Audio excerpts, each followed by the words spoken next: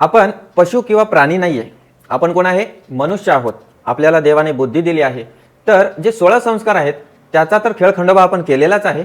सोबत सोबत आजकाल नामकरण संस्काराचा सुद्धा खेळखंडोबा चाललेला आहे. बघा, नामकरण करण्याचा सर्वात मोठा अधिकार असतो पित्याचा. म्हणजे धर्मशास्त्रानुसार सांगतो, नामकरण कधी झालं पाहिजे? 10वा किंवा 12वा दिवस, बाळाच्या जन्माच्या नंतरचा 10वा किंवा 12वा दिवस अतिशय शुभ मानलेला आहे. पण समजा त्या दरम्यान अशुभ एखादा मुहूर्त आला, कशा प्रकारे? सूर्यसंक्रांती आली, श्राद्ध आलं, ग्रहण काळ आला, तर मग काय केलं पाहिजे?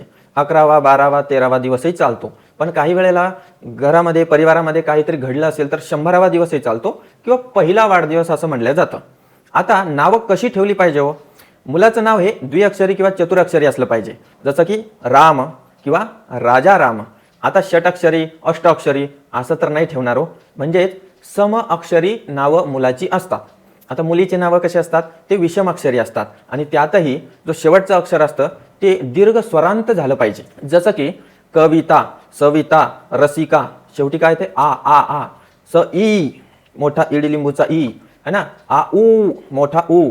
ते अशा प्रकारे दीर्घ स्वरांत नाव असली पाहिजे विषम अक्षरी. म्हणजे 1, 3 किंवा 5 अशा प्रकारचे अक्षर असावे. आता 5 अक्षराचं एवढं मोठं नाव कोण ठेवणार आहे? 3 चांगलं आहे. सर्वात महत्त्वाचं नाव कसं असावं? स्पष्ट, सरळ, सोपं, मधुर, आकर्षक आणि आध्यात्मिक गुणांनी पूर्ण असावं. अर्थपूर्ण असावं.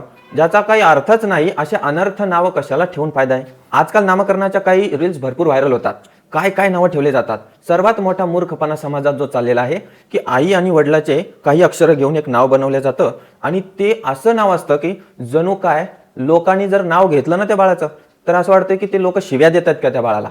तर नावाचा सर्वात महत्त्वाचा गुण कसा असावा की जर कोणी त्या बाळाला आवाज दिला तर जणू काय त्याला आशीर्वाद देत आहेत अशा प्रकारचा भाव प्रकट झाला पाहिजे.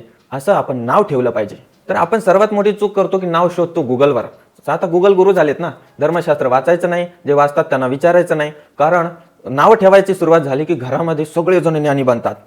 आत्ता, काकू, मामा असे सगळे सगळे उठतात आणि जे नाव माझं नाव ठेवायचं, माझं नाव ठेवायचं. अरे नाव तुमचं नसतं, ते वडिलाचा अधिकार असतो आणि तोही धार्मिक असला पाहिजे. नाहीतर तो पण येडा गावळा कसला असला ना, ते नाव कुठं नाही ठेवतो. टीव्ही सिरियल, रीलमधून, त्याच्यानंतर अशा एखाद्या व्यक्तिविशेषाचं नाव असं असावं की त्यामुळे तुम्हाला पुण्य भेटेल आणि सर्वात महत्त्वाचं की आपल्या पूर्वजांचं स्मरण करून देणारं नाव असावं. अरे नावाविषयी अतिशय महत्त्वाच्या बाबी मी तुम्हाला सांगितल्या. आवडल्या असतील तर शेअर करा, लाईक करा आणि आवडलं तर फॉलोही करा.